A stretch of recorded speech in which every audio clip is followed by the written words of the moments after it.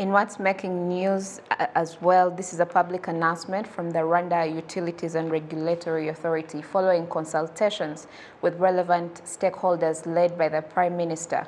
RURA wishes to announce that implementation of the 2020 public transport tariff revision announced on 14th October 2020 has been suspended in order to monitor the pace of economic recovery from the COVID-19 pandemic.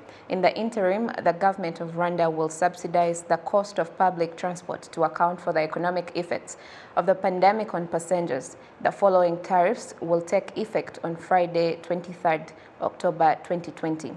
City of Kigali will be 22 Rwanda francs per kilometer, and in the rest of the country, it will be 21 Rwanda francs per kilometer.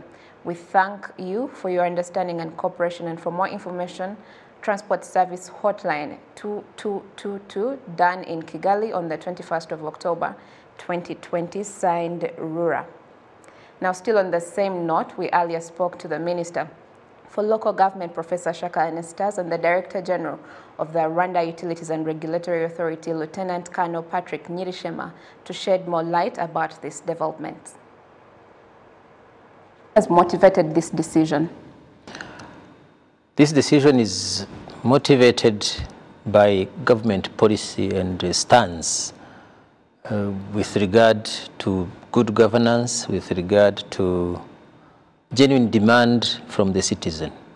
For us as government, a genuine demand from the people is, for us, we look at it with keen interest. So our people, we have heard you. So we considered the demand, we looked at the arguments, we considered all the possibilities, and as a government that is based on citizen-centeredness and welfare of the people, so we decided, we considered that we would inject a subsidy into that service to make it affordable and accessible. So it worked. Over to you, Lieutenant Colonel Patrick. The earlier fares that RURA had initially decided reflected the actual picture, but due to, of course, economic hardships with this subsidy from the government, what does this mean for the entire transport sector? Thank you very much. I think we start by appreciating the government of Rwanda because the decision to provide support to the citizen, to make the burden or the weight of the tariff lighter, I think is a statement that says we care. It's a statement that says we heard you. And it's a statement that says we recognize the difficulties in the economy that has affected every household, and we're together in this as we all recover. What it means for transport sector is that while, for example, in the intercity transport, the tariff was supposed to be 25.9 francs per kilometer. Now with government support, it's going to be 21 francs. If I give an example, if you travel from Kigali to Nyagatare, instead of paying 4,290, you'll be paying 3,390.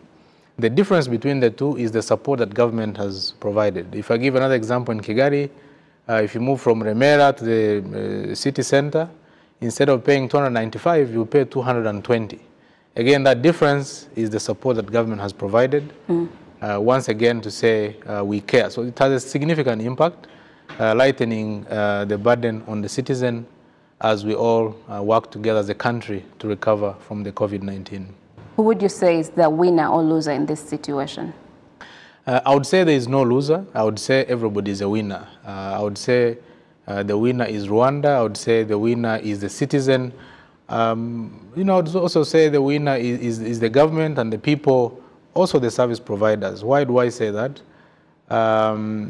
It's a partnership. The government has provided support. The citizen is still paying a big part of this fare.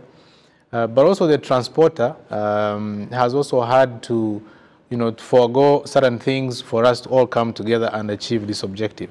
So I would say everybody is a winner. Rwanda is a winner, and our people definitely, I think, everyone wins.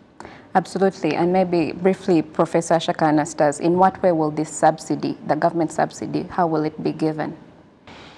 So The subsidy is given to service providers, and it is benefited by the people that are using it, but also is benefited by the service providers. So, and it is a testimony that the government of Rwanda is committed to promoting welfare of the people and promoting the growth of our private sector. We want them to make profits, but to provide quality services. Maybe one caution that we will add, since we are still in this period of COVID, we want really the people that are taking the buses and the people that are providing these services to be cautious of the COVID context, so that we don't start making the buses like the markets or forget about this context. But otherwise, we look forward to having our people growing their economies, feeling much better, and feeling that link, that relationship that the government is building, is cultivating with them.